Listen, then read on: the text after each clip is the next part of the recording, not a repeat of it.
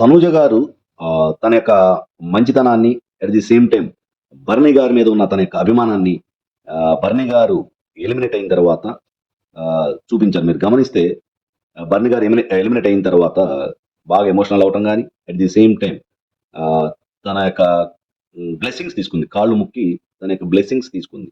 తనూజ గారు బ్లెస్సింగ్ తీసుకోవడం అనేది తన యొక్క అభిమానాన్ని భరణి గారి మీద ఉన్న తన యొక్క అభిమానాన్ని చాటుకుందని చెప్పాలి. సో అక్కడ ఎలాంటి ఇది లేదు.